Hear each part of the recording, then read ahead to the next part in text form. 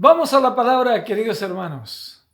He puesto por título a esta palabra, Dios lo sustenta todo. Y déjenme situarnos en el Salmo 104, en el verso del 28 al 30. Y dice así la palabra del Señor. Todos ellos esperan en ti para que les des su comida a su tiempo. Les das, recogen, abres tus manos, se sacian de bien, escondes tu rostro, se turban, les quitas el hálito, dejan de ser y vuelven al polvo. Verso 30. Envías tu espíritu, son creados y renuevas la faz de la tierra. Oremos.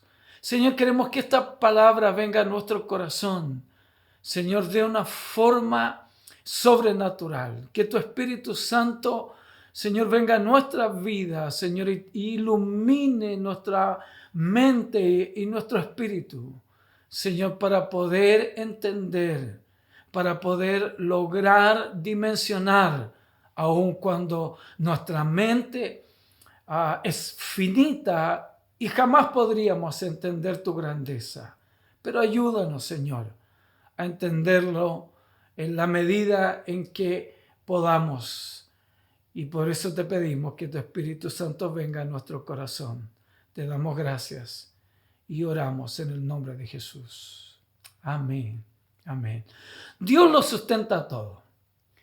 Hemos oído en este tiempo una serie de cosas en relación a lo que estamos viviendo. Desde este es un juicio de Dios hasta que esto se salió de control.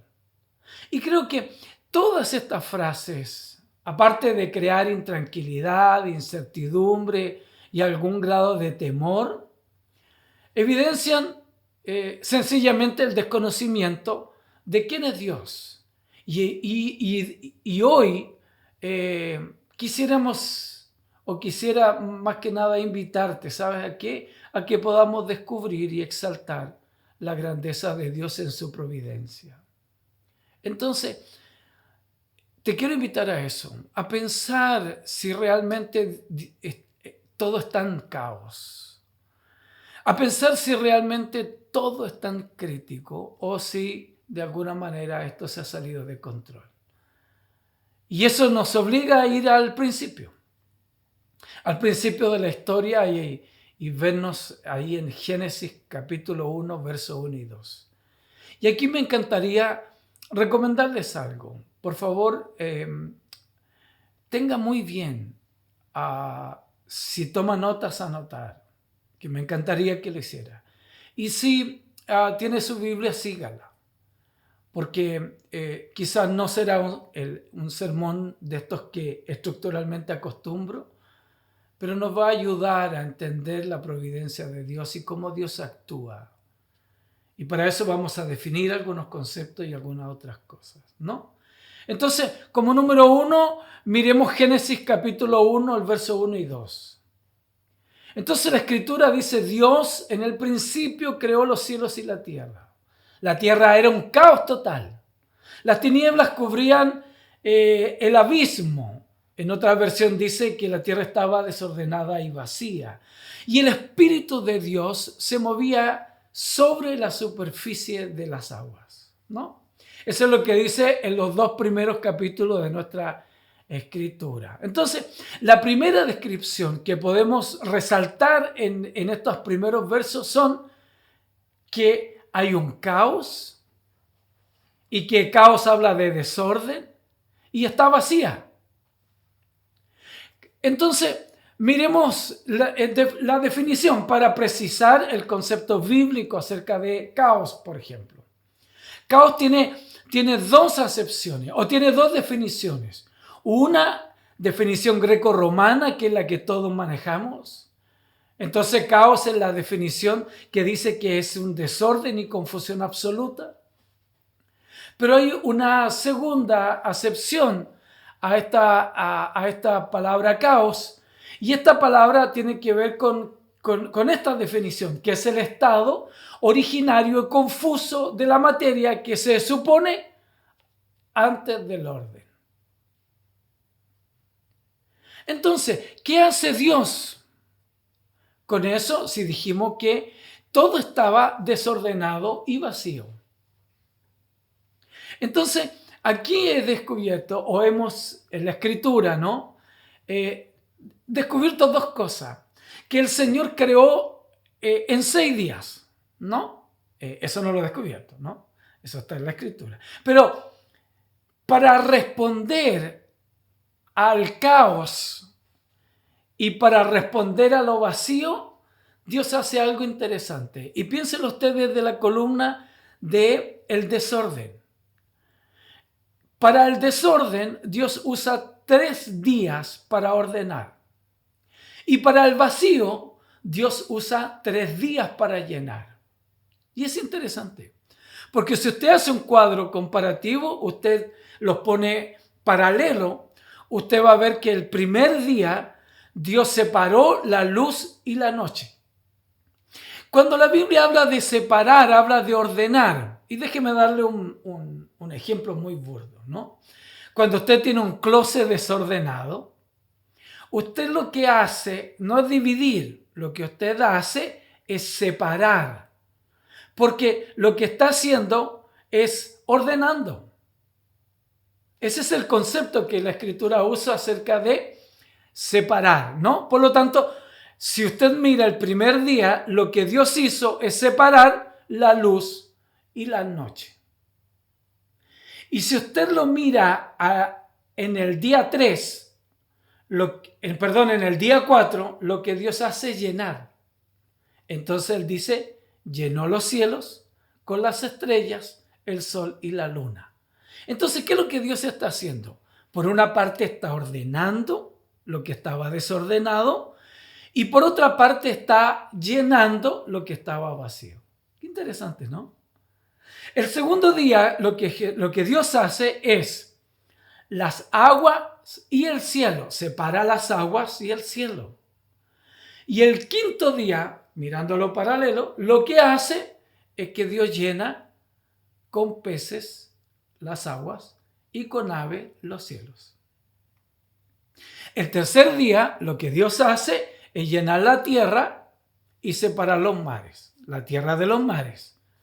Y el sexto día lo que hace, llena con animales la tierra y con frutos y con el hombre la tierra. ¿Me va siguiendo? Entonces, el caos, para terminar la definición, el caos es la herramienta que Dios usa para trabajar. Desde la perspectiva no grecorromana, sino que es el modo que Dios usa. Es la situación, es el ambiente que Dios usa. Y déjeme repetírselo, es la herramienta que Dios usa para trabajar. Y nosotros lo sabemos muy bien porque en nuestra vida cotidiana es igual. Nadie anda arreglando lo que está bien, sino lo que se ha desordenado, lo que quedó en un caos ahí, ¿no? Por lo tanto, y para terminar el relato bíblico en este sentido, es que primero Dios ordena, Dios separa, lo segundo es que Dios lo llena, el séptimo día descansa, ¿no? Por supuesto. Y lo que la Biblia dice, y aquí este es como, permítame decirlo así, este es un bonus track, enciérrelo usted entre paréntesis. Y sabe, el relato dice que el Espíritu se movía sobre la faz de las aguas. Y déjeme explicarle esta palabra movía porque quizás en otro momento puedo ahondar en esa parte. Pero esa palabra movía en el hebreo se refiere a un aleteo de ave. Entonces cuando la escritura dice que el Espíritu Santo se movía, ese sentido dice que es como si el ave aleteara. ese movimiento está haciendo. Y ahí donde nos surge la pregunta, y la dejo planteada en este bonus track, es, ¿será por eso que cuando el Señor es bautizado, el Espíritu Santo desciende como un ave? Interesante, ¿no? Entonces, déjeme dejarle planteado esto. Aquí podemos ver actuar en la creación, volviendo al tema, ¿no? Aquí podemos ver actuar en la creación al Padre, al Hijo y al Espíritu Santo. Aunque hay cooperación mutua en la creación, no hay división de trabajo. O sea, no es que Dios se organizó y dijo ya, tu hijo hace tal cosa, el Padre hace tal cosa y el Espíritu Santo hace tal cosa. No, porque recuerde usted que la Trinidad lo que define es que los tres son uno. Entonces, todas las cosas se originan simultáneamente del Padre por medio del Hijo en el Espíritu Santo. El Padre es la primera causa. Él inicia de alguna manera la creación. De Él procede. El Hijo no es la instrumentación, no, sino es la sabiduría personal, es el logos de la creación, es el logos. Por eso es que después ese verbo, esa palabra, nosotros la encontramos en Juan, en el capítulo 1, cuando dice que en el principio era el verbo y el verbo era con Dios y el verbo era Dios. Y por eso es lindo cuando el apóstol Pablo lo toma acerca de Jesús en la creación y el Espíritu Santo en la creación. En Colosenses 1:17 y dice que Él es antes de todas las cosas. O sea, el verbo en el principio, ¿no? De todas las cosas. Y que todas las cosas en Él, en el verbo, en el Hijo subsisten. Dice, porque en Él fueron creadas todas las cosas, las que hay en la tierra, las que hay en los cielos, visibles e invisibles, sean tronos, sean dominios, sean principados, sean potestades, todo fue creado por medio de Él y para Él. Entonces, desde el Génesis, nosotros, el apóstol recoge esa palabra y la pragma ahí en Colosenses. Y el Espíritu Santo es la causa personal inmanente por el cual todas las cosas viven y se mueven y tienen su ser. Esa es la creación, ese es el punto de inicio. Eso es lo que inicialmente Dios está hablando para entender que la creación, en la creación Dios sustenta todo. Como segundo punto, déjeme reafirmar Dios sustenta todo en el Salmo 147, en el verso 15 al 19. Dios no solo crea, sino también sustenta. Dios no es solo un hacedor, sino también es un providente, hablando de la providencia de Dios. El verso 15 dice, Él envía su palabra a la tierra. Wow, qué interesante eso, porque nos conecta con Génesis, el verbo ahí actuando, la palabra actuando, y con Juan, ¿no? El verbo encarnado, ¿no? Velozmente corre su palabra, de la nieve como lana, y derrama la escarcha como ceniza, echa su hielo como pedazos. Ante su frío, ¿quién resistirá? Enviará su palabra y los derretirá, soplará sus vientos y fluirán las aguas. Ha manifestado su palabra a Jacob, sus estatutos a Israel. Y él usa un paralelismo aquí entre Jacob y Israel, que son la misma cosa, ¿no? Refiriéndose también posteriormente al pueblo de Israel. Entonces, mire, desde todo lo que hace en su providencia, hay una palabra que se repite y es palabra. Aparece 4 veces en estos 3 versículos y podríamos contar una quinta vez si palabra, si estatuto lo podemos contar también por palabra. Pero El eje de esta porción de la escritura en este punto 2 es el verso 19. Y dice, usa la palabra palabra. Y esta palabra es raíz de dabar. Y dabar en hebreo se refiere a sustento.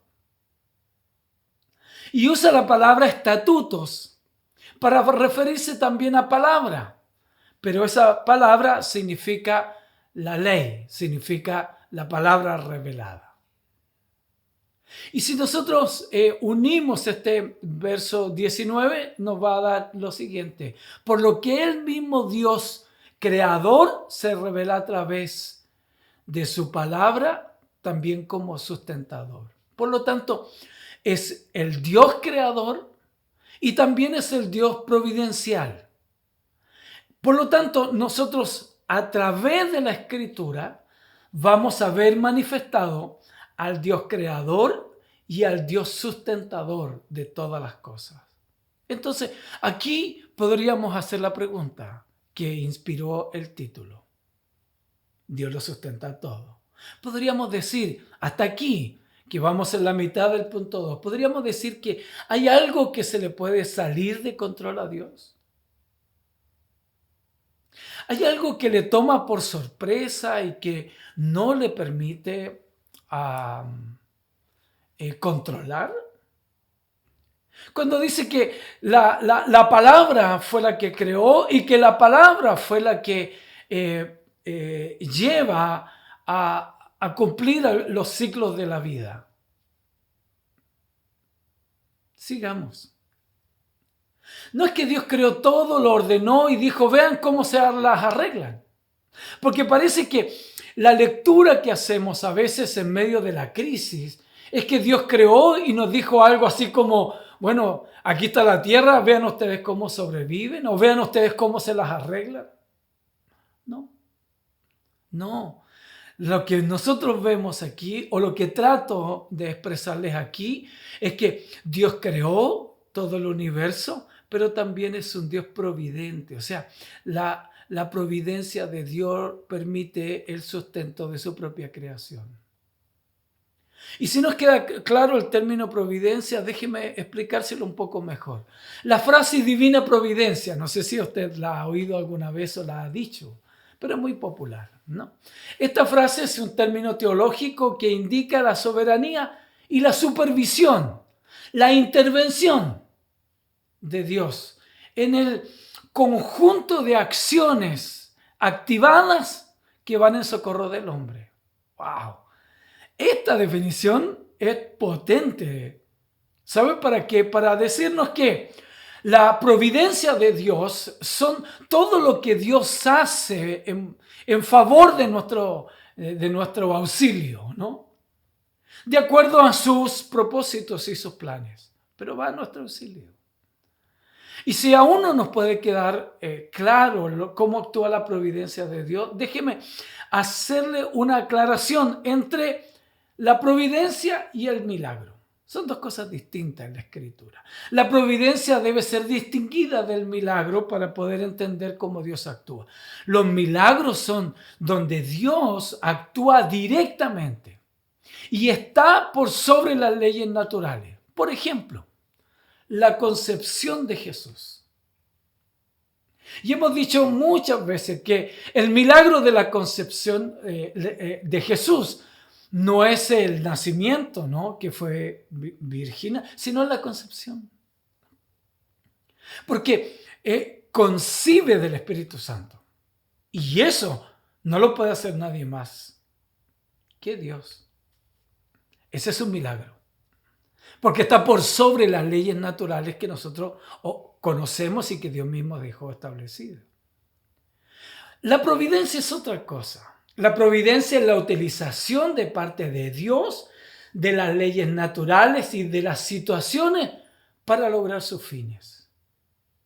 No sé si ustedes han reparado, por ejemplo, en el relato del faraón, cuando el faraón no quería dejar salir a Israel. Y Dios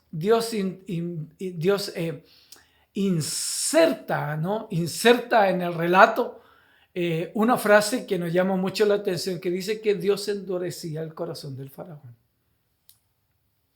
Y además Dios usa 10 plagas que están dentro de la naturaleza, dentro de cómo Dios actúa en la naturaleza. ¿Para qué? Para cumplir un fin. Esto se llama providencia. Entonces tenemos un Dios que actúa dentro de su creación providencialmente en el fin de sus propios propósitos. Entonces para ayudarle, primero, tenemos este Dios que crea y que está presente en todo y absolutamente en todo lo de la creación. Y segundo, tenemos un Dios providencial que es quien sustenta lo que creó, incluso nosotros. Y ahí me llama poderosamente la atención para reafirmar la providencia de Dios, y tiene que ver, ¿sabe con qué? Cuando la Escritura menciona y dice que el que sustenta a los pajarillos y hace salir los lirios del campo, ¿quién lo hace? ¿Quién lo hace? Sino la providencia de Dios. Como punto número 3, usaremos aquí el Salmo 104, 27, 30, que nos dio la base para sustentar lo que estoy tratando de comunicar, que tiene que ver con que Dios lo sustenta todo.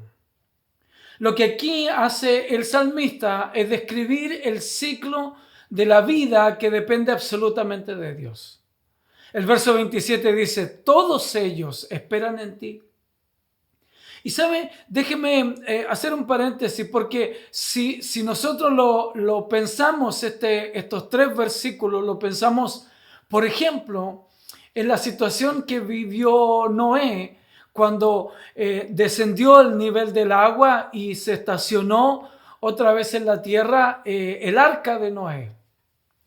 Usted va a entender ahí que no se interrumpió todo ciclo de vida. No quedó nada, absolutamente nada. Es como una segunda creación. Los teólogos precisan aquí en esta experiencia de Noé como una segunda creación, porque obviamente que el agua destruyó todo lo que había sido creado. Entonces, si usted lee este pasaje pensando en lo que significó para Noé, para su familia, para los animales que estuvieron ahí en el arca, lo que significó volver a expresarse Dios a través de los ciclos vitales. Entonces, aquí nosotros podemos ver de una gloria más magnífica y más grande cómo Dios actúa en su creación. Entonces, lo que aquí el salmista, vuelvo a decir, describe es el ciclo de la vida que depende absolutamente de Dios. Y sabe, por eso que la Escritura señala acerca de Dios como el dador de vida. Él es el dador de vida. Entonces, en ese ciclo nosotros podemos entender que Dios es el que le da la vida. Y déjeme volver a hacer un paréntesis antes de explicarlo. ¿Sabe por qué? Porque nosotros tenemos a Dios y a veces aquí es donde está el origen de la crisis. ¿Sabe por qué? Porque nosotros miramos a Dios desde lo personal, desde lo particular. Nosotros tenemos asociado a Dios con la soteriología, o sea, con la salvación. Ahí nosotros tenemos encasillado o encapsulado a Dios en todo lo que es la teología. Pero no, Dios es universal, Dios es más cósmico. Dios sustenta no solo la tierra, sino todo el universo. Y por eso es que es interesante entender que Dios lo sustenta todo, ¿no? Y aquí estamos hablando de un ciclo vital de la vida. Todos ellos, en el verso 27, todos ellos esperan en ti, el dador de la vida, para que les dé su comida a su tiempo. Los animales, como ya sostuve, las riquezas de la tierra para nosotros mismos, les das, recogen y vuelven a recoger como ciclo. Abres tus manos, se sacian de bien, escondes tu rostro cuando hay sequía, cuando hay una serie de cosas, se turban, les quitas el hálito, dejan de ser y vuelven al polvo, hablando de la muerte. Envías tu espíritu, son creados y renuevas la faz de la tierra. Wow, ¿sabe? Aquí lo que hace es describir el ciclo vital de la tierra, de nosotros, de su creación más cósmica, más amplia, de lo que Dios puede hacer. Entonces, nosotros necesitamos en este tiempo desprendernos, ¿sabe de qué? De que tenemos un Dios solo personal. Y aquí podemos situar esta reducción de Dios después de la era media, después de la Edad Media. Aquí comienza a haber una magnificación, ¿sabe de qué? Del hombre, de la capacidad del hombre, de la individualidad del hombre. No se topa con la modernización, con la era de la industrialización. Entonces el hombre comenzó a mirarse más hacia sí mismo y eso permitió que la teología se redujera solo a la salvación y a la experiencia personal que el hombre tiene con Dios. No, pero déjeme ampliarle el horizonte. Dios es sustentador de todo. Dios sustenta el universo, Dios sustenta cada parte de la que crea sin el concurso del hombre, sin que tú intervengas. Dios es suficiente para sustentar lo que Él mismo creó. Entonces, tenemos un Dios que creó, tenemos un Dios que gobierna en su soberanía. Todo lo que Él ha hecho lo sustenta. Nada se ha salido de su control. El tema climático, el tema de los ciclos de la lluvia, el tema del hambre y de la escasez, nada se ha salido de su curso para Dios. Entonces mi pregunta es, y déjeme terminar con lo que ya cité, ¿será que Dios te puede sustentar en medio de esta crisis? ¿Será que Dios te puede sanar en medio de esta crisis? ¿Será que Dios puede tomar esta crisis y transformarla en una bendición para la humanidad?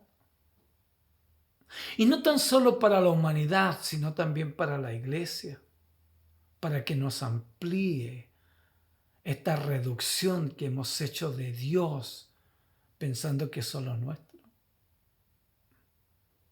Deje terminar con esto. Dios en su providencia nunca llega tarde y Él te sustenta en todas las áreas de tu vida. Por eso que la actitud correcta primero es agradecer a Dios porque nos permite vivir inserto en la historia de una pandemia como esta. Lo segundo, de cómo vamos a ver la mano de Dios de forma creativa y providencial después de la pandemia. Y lo tercero, es cómo vamos a ver el fruto de la iglesia. Y cuando digo fruto, no estoy hablando solo de personas, sino más bien de cómo la pandemia ayuda a la iglesia a dar frutos en la sociedad en la que vivimos. Así que este es un tiempo donde Dios no ha perdido su control y Él sustenta su creación. Dios te bendiga. Oremos. Señor, gracias. Porque la Escritura es tan sabia para hablarnos y para permitirnos corregir nuestra mirada. Señor, para darnos a entender que tú eres, Señor, un Dios más grande que la reducción que hemos hecho acerca de tu persona tú tienes el control de tu creación y tu providencia permitirá que con nosotros y aún sin nosotros tú cumplas tu propósito. Señor, gracias porque podemos vivir confiado en el Dios que lo sustenta todo. Gracias, Señor, en el nombre de Jesús. Reciba un abrazo, querido hermano, y espero que esta palabra le dé vuelta y pueda estudiarla. Y si tiene dudas, comuníquese. Dios les bendiga mucho, que esta semana sea una semana bendecida y que el Padre traiga sobre usted su gracia. Un abrazo. Dios les bendiga mucho.